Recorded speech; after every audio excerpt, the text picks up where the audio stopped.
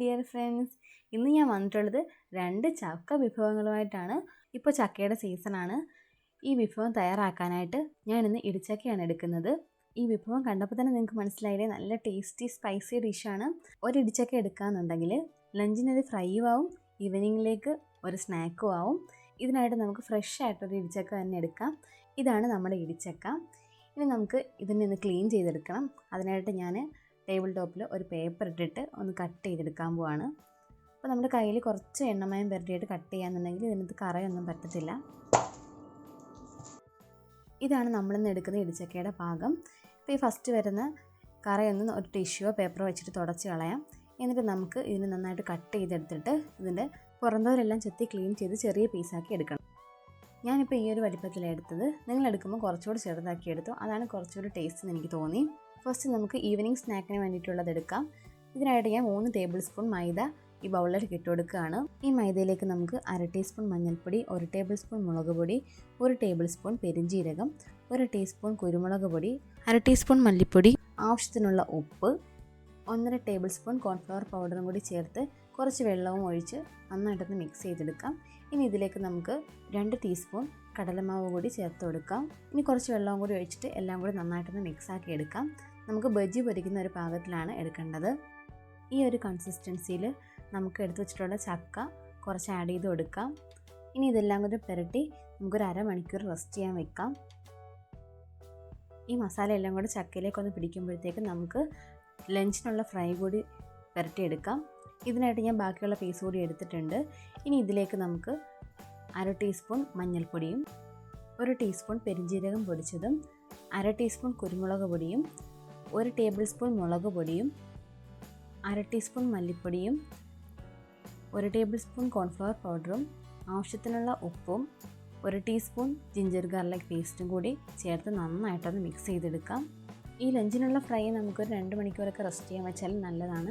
നന്നായിട്ട് അരിപ്പ് പിടിച്ചിരിക്കും. ഇതൊന്ന് സെറ്റാക്കാൻ വെക്കുമ്പോഴത്തേക്കും നമ്മൾ ആദ്യം പുരട്ടി വെച്ചിട്ടുള്ള ഈവനിങ് സ്നാക്കായിട്ടുള്ള നമ്മളുടെ ബജിയെ നമുക്കൊന്ന് വറുത്തെടുക്കാം. ഈ ഒരു ടൈമിൽ ഞാൻ കുറച്ച് കറിവേപ്പിലയും 2 നുള്ള് ഗരം മസാലയും കൂടി ചേർക്കുകയാണ്. അപ്പോൾ ഗരം മസാല ഞാൻ നേരത്തെ ചേർത്ത് വെക്കാഞ്ഞത് മണം പോവാതിരിക്കാൻ വേണ്ടിയിട്ടാണ്.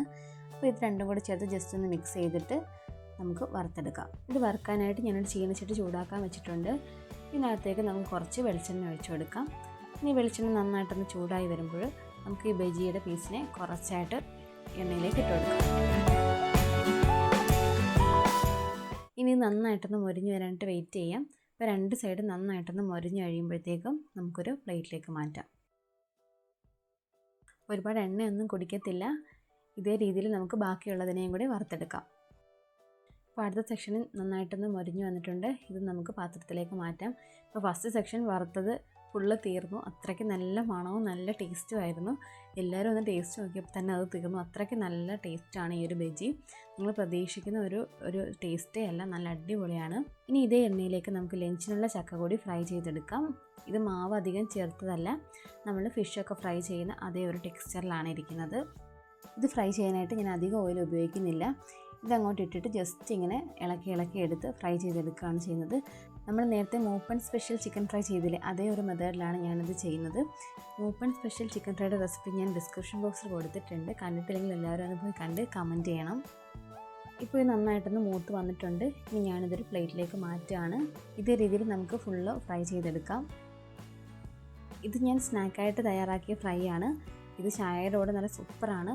ഇത് നമ്മൾ ലഞ്ചിൻ്റെ കൂടെ തയ്യാറാക്കിയ ഫ്രൈ ആണ്. അപ്പോൾ 2 നല്ല സൂപ്പർ ടേസ്റ്റാണ്. നല്ല വെറൈറ്റി ഒരു ഡിഷാണിത്. അതുപോലെ ഇതിന് ശരിക്കും ഒരു നോൺ വെജിൻ്റെ ടേസ്റ്റാണ് കിട്ടുന്നത്. ശരിക്കും ചക്കയാണെന്നൊന്നും പറയത്തതേ ഇല്ല, ആ ഒരു ഫീലേ കിട്ടാറില്ല.